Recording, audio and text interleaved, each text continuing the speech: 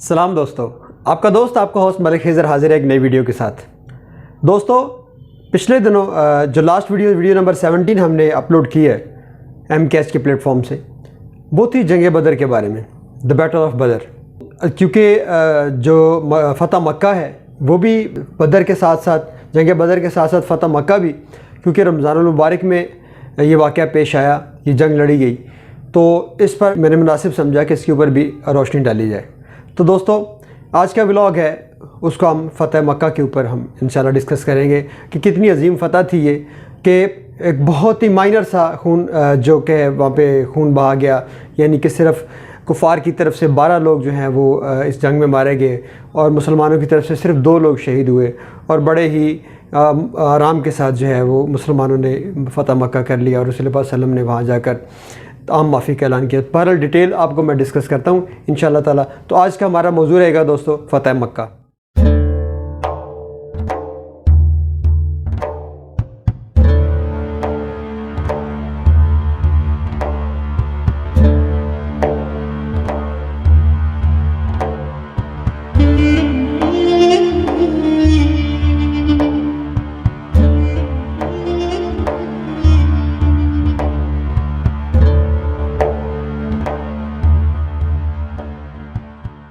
دوستو، جب ہجرت ہوئی، جب ہجرت مدینہ کی طرف مسلمانوں نے رسول اللہ صلی اللہ علیہ وسلم کے ساتھ ہجرت کی، اور اس کے بعد جنگ بدر ہوئی، اس کے بعد مسلمان اپنی ایک آئیڈینٹی مسلمانوں کی ایک آئیڈینٹی تھی جو کہ دنیا کے اوپر واضح ہو گئی، اور مسلمان ایک اسٹیٹ کی صورت میں، یعنی مدینہ کے اندر ایک اسٹیٹ وجود میں آ گئی، جس کے اندر رسول اللہ صلی اللہ علیہ وسلم نے اسٹیٹ لاز جو ہیں وہ متعارف کرائے as a head of the state, تو جو کہ اللہ کی طرف سے تھے۔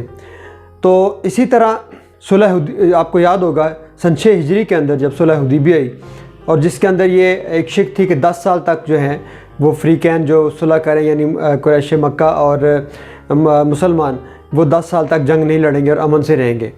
تو اس معاہدے کو ابھی ہوئے 2 سال ہوئے تھے۔ میں اصل میں ڈسکس کر رہا ہوں فتح مکہ کی جنگ کے وجوہات، جو کیا وجہ تھی کہ وہ جو مکہ کی جنگ تھی وہ انیشیٹ ہوئی۔ تو رسول اللہ صلی اللہ علیہ وسلم جب مدینہ کے اندر جب اسٹیٹ جو ہے وہ انٹروڈیوس کروائی گئی، اسلامی ریاست وجود میں آ گئی، تو اس کے بعد جو صلح حدیبیہ ہوئی سن 6 ہجری کے اندر، اس کے مطابق 10 سال تک جو ہے وہ لڑائی نہیں کرنی تھی۔ تو کیا ہوتا ہے کہ صلح حدیبیہ کے صرف 2 سال کے بعد ہی، اب اس سے پیچھے جو ہے میں آپ کو تھوڑا سا اس کا بیک گراؤنڈ بتا دوں کہ صلح حدیبیہ کے بعد عرب کے اندر 2 قبیلے تھے، ایک بنو خزاعہ تھا اور ایک بنو بکر۔ تو جو بنو بکر تھا وہ قریش کا الائی تھا، اور بنو خزاعہ مسلمانوں کا الائی تھا۔ بنو خزاعہ کا جو لوگ تھے وہ ادھر امن و امان سے رہ رہے تھے، تو جناب ادھر سے کفار مکہ یعنی قریش مکہ کی طرف سے اس میں سے اکرمہ بن ابو جہل، اور اس کے علاوہ سہیل ابن عمر اور صفوان بن ابو امیہ، ان تینوں نے کیا کیا کہ بنو بکر کے لوگوں کے پاس گئے، یعنی نوفل کے پاس گئے جو ان کا سردار تھا، اس سے کہا جا کے کہ تم بنو خزاعہ پر حملہ کر دو۔ اس کے لیے انہوں نے اس کو ہتھیار دیے اور ساتھ مین پاور بھی دی کہ جا کے وہ بنو خزاعہ کے اوپر حملہ کر دے۔ قطع نظر اس بات سے کہ 10 سال کا معاہدہ ہوا ہے مسلمانوں کے ساتھ قریش مکہ کا، لیکن انہوں نے ان تمام جو معاہدے تھے ان کو بالائے طاق رکھتے ہوئے جو ہے وہ نوفل کو کہا کہ بنو خزاعہ کے اوپر جو حملہ کر دو۔ بنو بکر نے ایسا ہی کیا اور بنو خزاعہ کے اوپر حملہ کر دیا اور وہاں پر ان کا قتل عام کیا۔ چند لوگ پناہ لینے کے لیے بنو خزاعہ کے خانہ کعبہ کے اندر گھس گئے، لیکن اب اس وقت بھی خانہ کعبہ کے اندر مچھر مارنا بھی جائز نہیں تھا، لیکن اس یعنی مقدس جگہ کا احترام نہ کیا اور ان کے کئی لوگوں کو خانہ کعبہ کے اندر بھی قتل کر دیا۔ اس کے بعد بنو خزاعہ کے کچھ لوگ قریش مکہ کے پاس جاتے ہیں، ان کو سارا بتاتے ہیں کہ سہیل بن عمر اور اکرمہ بن ابو جہل وغیرہ نے یہ ان لوگوں کو بنو بکر کو پیسے دیے یا ہتھیار فراہم کیے، انہوں نے ہم پر حملہ کر لیا، لہٰذا ان سے بدلہ لیا جائے۔ تو قریش مکہ نے انکار کر دیا اور ان کو وہاں سے چلتا کر دیا۔ دوسری طرف اب بنو خزاعہ کیونکہ مسلمانوں کے الائی تھے، تو رسول اللہ صلی اللہ علیہ وسلم کی خدمت میں حاضر ہوئے، اپنی ساری رودات سنائی اور کہا کہ ان لوگوں نے ہمارے بندوں کو بھی قتل کر دیا ہے، اور اس کے علاوہ انہوں نے معاہدے کی جو ہے وہ پاسداری نہیں کی، لہٰذا کیونکہ آپ ہمارے الائی ہیں لہٰذا آپ ہمارا بدلہ لیں۔ تو اس بات پر رسول اللہ صلی اللہ علیہ وسلم برہم ہوئے اور انہوں نے 3 شرائط جو ہیں وہ لکھ کر بھجوائیں۔ پہلی شرط یہ تھی کہ تم لوگ بنو خزاعہ کے جو لوگ قتل ہوئے ہیں ان کا خون بہا ادا کرو، اگر نہیں، کیونکہ معاہدہ تم نے توڑا ہے لہذا خون بہا ادا کرو نہ، پہلی شرط۔ اگر تم خون بہا ادا نہیں کرنا چاہتے تو تم بنو بکر کے ساتھ ان کے الہی ہو، اپنا معاہدہ ختم کر دو اور بنو بکر کو الگ کر دو، اور تاکہ ہم خود اس سے اپنا بدلہ لے لیں۔ دوسری صورت یہ تھی، اور تیسری صورت کیا تھی کہ رسول اللہ صلی اللہ علیہ وسلم نے فرمایا تیسری صورت یہ ہے پھر ہم صلح حدیبیہ کو منسوخ سمجھے، یعنی نول اینڈ وائڈ قرار دے دے۔ تو جناب قریش مکہ کے پاس یہ سارا جو ہے وہ تینوں شرائط پہنچتی ہیں، تو وہ تیسری شرط کے اوپر جو ہے وہ کہتے ہیں کہ ٹھیک ہے جی، آپ کے اور ہمارے درمیان جو ہے معاہدہ ختم ہو گیا، صلح حدیبیہ یعنی اس معاہدے کو ختم کر دیا گیا۔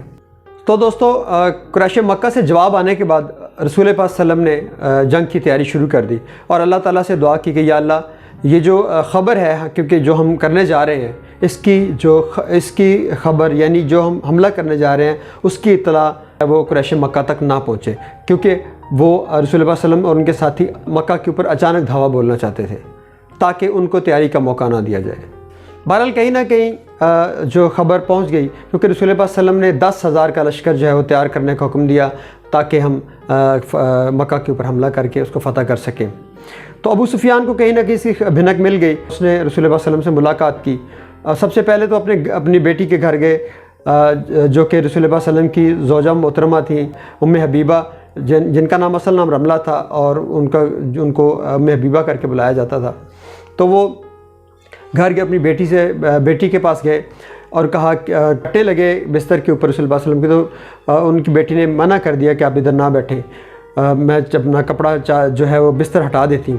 جب بستر ہٹایا گیا ان کی بیٹی نے کہا کہ ابھی آپ بیٹھ سکتے ہیں، تو اس نے پوچھا کہ آپ نے بستر کیوں ہٹایا ہے؟ تو حضرت ام حبیبہ نے کہا کہ کیونکہ آپ کافر اور نجس ہیں لہٰذا آپ رسول اللہ صلی اللہ علیہ وسلم کے پاک بستر کے اوپر نہیں بیٹھ سکتے۔ یہ واقعہ ہے جو میں چلتے چلتے میں نے کہا چلو اس کو بیان کر دوں۔ تو اس کے بعد وہ حضرت ابوبکر صدیق رضی اللہ تعالیٰ عنہ کے پاس بھی گئے، حضرت عمر، حضرت عثمان کے پاس بھی گئے، رسول اللہ صلی اللہ علیہ وسلم کے پاس بھی گئے، لیکن وہ اپنے اس جو مشن تھا کہ وہ دوبارہ سے رینیو کرنا چاہتا تھا، صلح حدیبیہ کا معاہدہ تھا، لیکن وہاں اس کی دال نہیں گلی اور وہ واپس مایوس ہو کر واپس آ گیا۔ تو رسول پاک صلی اللہ علیہ وسلم نے اپنا لشکر جرار تیار کیا اور مکہ کی طرف کوچ کرنا شروع کر دیا۔ رسول پاک صلی اللہ علیہ وسلم نے لشکر کو مکہ سے نکلنے سے پہلے خطاب فرمایا اور کہا کہ میری کچھ باتوں کو ہمیشہ یاد رکھیے گا کہ آپ نے جب مکہ میں داخل ہونا ہے تو سویلین کو نہیں مارنا، نمبر 1۔ نمبر 2، جو ہتھیار پھینک دے اس کے ساتھ نہیں لڑنا۔ اس کے علاوہ بچوں کو نہیں مارنا، اس کے علاوہ عورتوں کو نہیں مارنا، اور پھر بزرگوں کو نہیں مارنا۔ جو صرف تم سے لڑے تم نے صرف اس سے لڑنا ہے، اور فصلیں تباہ نہیں کرنی، کیونکہ یہ ایک عام دنیا کے اندر روایت تھی کہ جب فاتحین رسول پاک صلی اللہ علیہ وسلم کیونکہ رحمت للعالمین ہیں، انہوں نے اپنے لشکر کو ہدایات کی کہ یہ کام تم لوگوں نے بالکل نہیں کرنے۔ تو جناب رسول پاک صلی اللہ علیہ وسلم نے لشکر کے ان کو 4 ٹروپس بنا دیے، یعنی 4 گروپ بنائے۔ ایک گروپ کو رسول پاک صلی اللہ علیہ وسلم خود لیڈ فرما رہے تھے، دوسرے لشکر کو حضرت زبیر بن عوام جو ہے وہ لیڈ کر رہے تھے، اور تیسرے لشکر کو حضرت ابو عبیدہ بن جراح جو ہے وہ لیڈ کر رہے تھے، اور چوتھے لشکر کو جناب حضرت خالد بن ولید رضی اللہ تعالیٰ عنہ لیڈ کر رہے تھے۔ تو طے یہ ہوا کہ ہم چاروں طرف سے ایک مکہ کے اندر داخل ہوں گے۔ تو رسول پاک صلی اللہ علیہ وسلم جب پہنچے وہاں پر مکہ کے قریب تو رات کا وقت تھا، تو اس وقت رسول پاک صلی اللہ علیہ وسلم نے حکم دیا کہ تمام لوگ پھیل کے بیٹھیں اور آگ جلا دیں، یعنی تقریباً 10,000 لیمپس یا لکڑیاں جلائیں گی وہاں پر۔ تو دور سے ایسا لگتا تھا کہ کوئی بہت ہی بڑا لشکر جرار ہے جو مکہ کے اوپر حملہ آور ہونا چاہتا ہے، اور اس کی دھاک جو تھی وہ قریش مکہ کے اوپر بیٹھ گئی، اور یقین کیجئے کہ مقابلے کے لیے بہت ہی کم لوگ ہیں۔ بہرحال یہ اگلے دن رسول اللہ صلی اللہ علیہ وسلم جو ہے دوستو، جب رسول اللہ صلی اللہ علیہ وسلم مکہ میں داخل ہوئے تو وہ اونٹنی پر سوار تھے، تو سر اس قدر رسول اللہ صلی اللہ علیہ وسلم کا جھکا ہوا تھا کہ ان کا سر بار بار اونٹنی کی کوہان سے ٹکرا جاتا، اور وہ پڑھتے جاتے وَقُلْ جَاءَ الْحَقُّ وَزَهَقَ الْبَاطِلُ إِنَّ الْبَاطِلَ كَانَ زَهُوقًا، یعنی حق آیا اور باطل مٹ گیا، اور باطل تو مٹنے کے لیے ہی تھا۔ اور رسول اللہ صلی اللہ علیہ وسلم اس قدر اپنے عاجزی کے ساتھ مکہ کے اندر داخل ہوئے کہ ان کے اندر ذرا بھی کوئی غرور یا کوئی فخر نام کی کوئی مطلب علامت نظر نہیں آ رہی تھی۔ رسول اللہ صلی اللہ علیہ وسلم جب مکہ کے اندر آئے تو سب سے پہلے خانہ کعبہ تشریف لے گئے، وہاں جا کے خانہ کعبہ کے تمام بتوں کو اٹھا کر باہر پھینکا اور خانہ کعبہ کو پاک صاف کیا، اور وہاں خانہ کعبہ کے اندر جا کے 2 نوافل شکرانے کے ادا فرمائے، اور پھر باہر آ کر جو ہے وہ انہوں نے کیونکہ جو قریش مکہ کے لوگ تھے، مکہ کے سارے لوگوں کو خانہ کعبہ کے ارد گرد جمع کیا، اور پھر رسول اللہ صلی اللہ علیہ وسلم نے ان سے خطاب فرمایا۔ اس سے پہلے حضرت بلال رضی اللہ تعالیٰ کو رسول اللہ صلی اللہ علیہ وسلم نے حکم فرمایا کہ وہ خانہ کعبہ کی چھت پر چڑھ کر اذان دیں۔ یہ وہی حضرت بلال حبشی رضی اللہ تعالیٰ عنہ ہیں جن کو انہی مکہ کی گلیوں کے اندر مارا جاتا اور تپتی ریت پر لٹایا جاتا۔ تو دوستو رسول اللہ صلی اللہ علیہ وسلم جو ہے وہ جب باہر نفل پڑھ کے باہر، دوستو اس کے اندر حضرت زینب رضی اللہ تعالیٰ عنہ کے قاتل بھی تھے، حضرت حمزہ رضی اللہ تعالیٰ عنہ کے قاتل یعنی حبشی، اور وحشی جو تھے وحشی بن حرب، اور وہ بھی تھے، اور اس کے علاوہ ہندہ تھیں جنہوں نے حضرت حمزہ کی لاش کو موصلہ کیا اور ان کے لاش کو ٹکڑے کیا۔ تو اتنی خطرناک قسم کے دشمن بھی رسول اللہ صلی اللہ علیہ وسلم کے جو سامنے کھڑے تھے، لیکن آسمان حیران تھا، زمین حیران تھی کہ کس قدر رسول اللہ صلی اللہ علیہ وسلم نے فراخ دلی کا مظاہرہ کیا اور کس قدر رحم کا مظاہرہ کیا کہ ہسٹری کے اندر اس کی مثال نہیں ملتی۔ رسول اللہ صلی اللہ علیہ وسلم سے پہلے اور آج تک اس سے ایسی کوئی مثال نہیں ملتی کہ اس طرح جو ہے وہ فاتحین نے مفتوحوں کو معاف کر دیا ہو۔ تو یہ وہ ایک خوبصورت مثال تھی، کیونکہ کفار جو قریش مکہ نے پوچھا تھا کہ آپ ہم سے کیا سلوک کریں گے، تو رسول اللہ صلی اللہ علیہ وسلم نے فرمایا کہ میں تم لوگوں سے وہی سلوک کروں گا جو حضرت یوسف نے اپنے بھائیوں کے ساتھ کیا تھا۔ اور قریش مکہ رسول اللہ صلی اللہ علیہ وسلم کی نرم دلی کی وجہ سے ایکسپیکٹ بھی یہی کر رہے تھے رسول اللہ صلی اللہ علیہ وسلم ہمیں معاف فرما دیں گے۔ اس طرح رسول اللہ صلی اللہ علیہ وسلم نے فرمایا کہ جو شخص ہتھیار ڈال دے گا اسے نہیں مارا جائے گا، جو شخص ابو سفیان کے گھر میں پناہ لے گا اس کو نہیں مارا جائے گا، جو شخص خانہ کعبہ کے اندر داخل ہو جائے گا اس کو نہیں مارا جائے گا، اور جو شخص اپنے گھر کا دروازہ بند کر کے اپنے گھر کے اندر مسحور ہو جائے گا اس کو نہیں مارا جائے گا۔ تو باقی اس طرح سب کو معاف کر دیا۔ ان 12 جو قریش مکہ کے لوگ قتل ہوئے اور 2 صحابی جو شہید ہوئے، ان کے علاوہ کوئی زخمی یا شہادت جو ہے نہیں ہوئی، کیونکہ رسول اللہ صلی اللہ علیہ وسلم نے سب کو معاف کر دیا تھا، اور اپنے ساتھیوں کو بھی کہا کہ وہ بھی دل سے ان کو معاف کر دیں۔ اس موقع پر ہندہ مسلمان ہوئیں، وحشی بن حرب بھی مسلمان ہو گئے۔ وحشی بن حرب جب مسلمان ہوئے تو رسول اللہ صلی اللہ علیہ وسلم نے فرمایا کہ میں تمہیں معاف کرتا ہوں، لیکن تم نے ساری زندگی میرے سامنے نہیں آنا۔ اس موقع پر ایک بہت ہی اہم شخصیت حضرت بکر صدیق کے والد ابو قحافہ بھی مسلمان ہوئے، صفوان بن امیہ بھی مسلمان ہوئے، اس کے علاوہ بے شمار لوگوں نے اسلام قبول کیا اور دار اسلام کے اندر داخل ہو گئے۔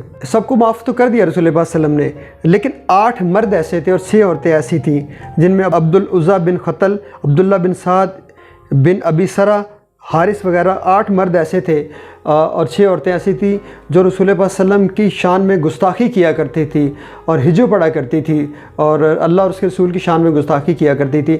تو رسول اللہ صلی اللہ علیہ وسلم نے فرمایا کہ یہ 14 لوگ اگر کہیں بھی پائے جائیں، چاہے یہ خانہ کعبہ کے اندر کیوں نہ داخل ہو جائیں، ان کو قتل کر دیا جائے۔ اور ان 14 لوگوں کو چن کر قتل کیا گیا، کیونکہ یہ جو لوگ ہیں یہ اللہ اور اس کے رسول صلی اللہ علیہ وسلم کی توہین کیا کرتے تھے اپنے شعروں کے اندر، اپنی تقریروں کے اندر۔ دوستو رسول اللہ صلی اللہ علیہ وسلم نے جب بتوں کو توڑا اور اس کے بعد رسول اللہ صلی اللہ علیہ وسلم نے 19 دن تک مکہ کے اندر قیام کیا اور اس کے بعد مدینہ تشریف لے گئے، اور اس زبردست قسم کی جو فتح تھی جس کو امریکن رائٹر پی کے ہٹی اپنی کتاب ہسٹری آف عربز کے اندر یوں لکھتا ہے، دس از first time in history that a city never destroy, no bloodshed at the time of conquest of Makkah. This is no example like this ever. یعنی اس نے کہا کہ یہ ہسٹری کے اندر ایسا کبھی نہیں ہوا کہ کوئی بلڈ شیڈ ہوا ہو اور یا فصلوں کو ڈسٹرائے کیا گیا یا لوگوں کو خواہ مارا گیا ہو، اور یہ ہسٹری کے اندر ایسی کوئی بھی مثال ہمیں نہیں ملتی۔ یعنی رسول اللہ صلی اللہ علیہ وسلم کی اس عمل کے اوپر جو غیر مسلم ہیں وہ بھی رسول اللہ صلی اللہ علیہ وسلم کی تعریف کیے بغیر نہیں رہ سکے، اور واقعی تھا بھی ایسے ہی کہ ہمیں نظر آتا ہے کہ اتنے بڑے دشمنوں کو معاف کرنا بڑے ہی دل گردے کا کام ہے۔ اس کے بعد سورہ نصر نازل ہوئی، بسم اللہ الرحمن الرحیم، اذا جاء نصر اللہ والفتح ورأیت الناس يدخلون فی دین اللہ افواجا، کہ لوگ فوج در فوج اسلام میں داخل ہونے لگے، اور یہ سمجھیں کہ ایک گیٹ وے تھا مسلمانوں کی فتوحات کا۔ یہ اتنی زبردست فتح تھی کہ مسلمانوں کی دھاک پوری دنیا کے اوپر، لوگوں کو دور دور تک اس کا علم ہوا اور اس کے بعد پوری دنیا کو خطوط لکھے گئے۔ تو دوستو فتح مکہ بھی جنگ بدر کی طرح اوفینسو وار تھی، یہ ہرگز ڈیفینسو وار نہیں تھی، کیونکہ میں اس مسئلے کو تھوڑا، کیونکہ میں نے اپنی لاسٹ ویڈیو کے اندر بھی میں نے یہ بیان کیا ہے کہ ہمارے، کیونکہ جب اٹیک کرتے ہیں نان مسلم مسلمانوں کے اوپر کہ جو اسلام ہے وہ تلوار کے زور پر پھیلا ہے. اب یاد رکھیے کہ اسلام ایک سسٹم کا نام ہے، یعنی ایک پولیٹیکل سسٹم ہے اسلام جو نافذ ہوتا ہے. اسلامی ریاست اور کفر ریاست، اس کے اندر فرق کیا ہوتا ہے؟ چاہے مسلمان تعداد میں کم ہوں اور نان مسلم تعداد میں زیادہ ہو اور وہاں پر اسلام کا نفاذ پوری طرح ہو رہا ہو تو وہ اسلامک اسٹیٹ ہے. نمبر 1.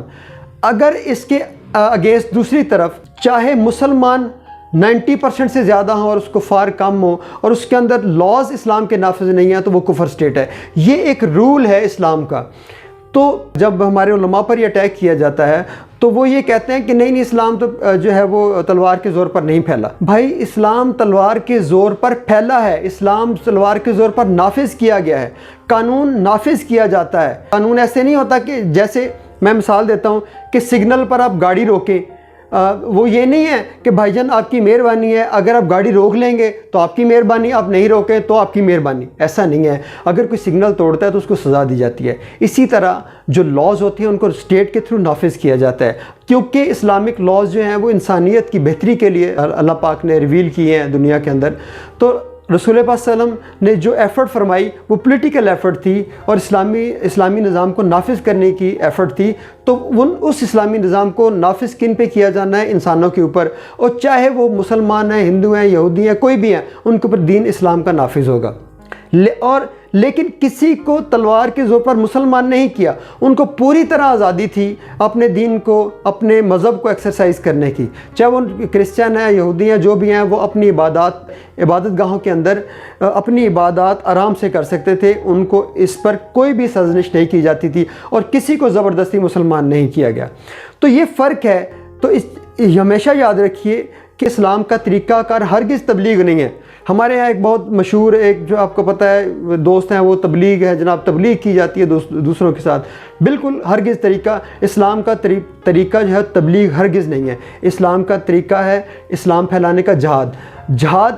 7 والی اسٹیٹ کو ایک اسلامک اسٹیٹ ہوتی ہے، وہ 7 والی اسٹیٹ کو کہتی ہے کہ تم لوگ اسلام قبول کر لو، تم ہمارے بھائی بن جاؤ گے. یہ مسلم شریف اور بخاری شریف کے اندر احادیث، سینکڑوں حدیث موجود ہیں. پہلی ان کو شرط دی جاتی ہے کہ تم اسلام قبول کر لو. اسلام قبول نہیں کرنا کوئی بات نہیں، لیکن تم جزیہ دو گے اور تمہارے اوپر لاز اسلام کے نافذ ہوں گے. نہیں تو پھر تم تیسری صورت میں تمہارے ساتھ جنگ ہوگی جب تک جو ہے وہ تم اسلام کے تابع نہیں ہو جاتے. تو اسلام ایک سسٹم کا نام ہے. یہ ہرگز کوئی ریچویلٹی نہیں ہے کہ ہم جب عبادتیں کریں اور چپ کر کے بیٹھے رہیں اپنے کمروں کے اندر گھس کے مسلح بچھا کے باتیں کرتے رہیں. تو یہ فرق ہے. جو جہاد بیسیکلی اسلام پھیلانے کے لیے ہوتا ہے. تو اس میں ہمیں شرم محسوس کرنے کی کوئی بات نہیں ہے، کیونکہ رسول اللہ صلی اللہ علیہ وسلم جب اس دنیا سے تشریف لے گئے، وصال فرمایا، تو ان کے گھر میں کھانے کو کچھ نہیں تھا لیکن 9 تلواریں موجود تھیں. اور رسول اللہ صلی اللہ علیہ وسلم نے فرمایا اللہ تعالیٰ نے مسلمانوں کا رزق تلوار کے سائے کے نیچے رکھا ہوا ہے. تو جہاد کی جو فضیلت اور برکات کے ساتھ مسلمان جو ہیں وہ فیض یاب ہوتے ہیں. قریش مکہ کے اندر بہت سے لوگ مسلمان ہوئے، تقریباً 2 سے 3 ہزار جنگجو تھے. وہ بعد میں مسلمانوں کے لشکر کے اندر جو شامل ہو گئے. اس کے بعد مسلمانوں نے پے در پہ کتنی فتوحات حاصل کی. تو دوستو آج کے ولاگ کو یہاں کنکلوڈ کرتے ہیں. امید ہے آپ کو ولاگ پسند آیا ہوگا. اور یہ رمضان کا مہینہ ہے تو اس کے اندر کیونکہ یہ بدر اور مکہ کے فتح کے واقعات، جو مدینہ کے اندر بدر ہوئی تھی، جنگ بدر اور فتح مکہ کے واقعات ہوئے تھے، لہٰذا ان کو پیش کرنا ضروری تھا. تو اپنا اور اپنے دوستوں کا خیال رکھیے گا. نیکسٹ ٹائم انشاءاللہ تعالیٰ کسی اور اچھے ٹاپک کے ساتھ آپ کے ساتھ ملاقات ہوگی. اپنے دوست اپنے ہوسٹ ملک خضر کو اجازت دیجیے. اللہ حافظ.